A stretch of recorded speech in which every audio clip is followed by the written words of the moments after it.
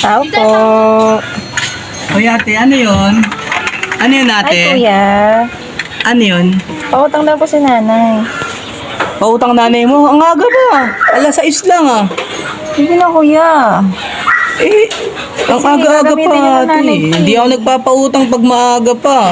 Grabe naman yung nanay mo na yan, no? Inutusan ako ni nanay eh. Eh, hindi ako nagpapautang pag maaga pa ate. Tsaka, ito kinikwento ko yung utang ng nanay mo. Ang haba na dito eh. Eh, kuya, kasi sabi ni nanay, umutang daw po ako sa inyo eh. Umutang eh. Ang aga-aga pa, tas ang haba na ng listahan ng nanay mo dito. Hindi naman na, kuya. Kasi gagamitin Ano ba niya yan? ng nanay ko yan. Gagamitin. Eh, tignan mo yung utang ng nanay mo. Ang haba na oh. Natingin. Ang haba na ng utang ng nanay mo. Oh. Tapos utang na naman eh. Ang aga-aga pa. Sige na, Hindi ako kuya. nagpapautang ng maaga.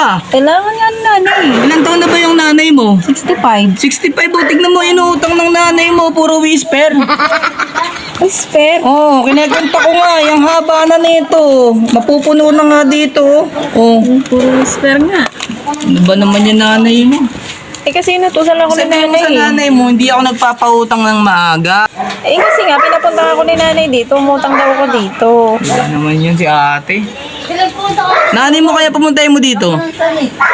Eh, sabi ni nanay, ako nga ang umutang. Ba naman yan, ang aga-aga pa. Pero wisyo talaga nanay mo. Ang haba ng listahan, no? Eh, pinapunta ako dito. Sabi Sige na, sige na. Ano ba yung utahin ng nanay mo? Eh, di yung pa din. Whisper. Whisper. Ano ba? Dami whisper dito. Oh, Wala those dyan. days na lang to.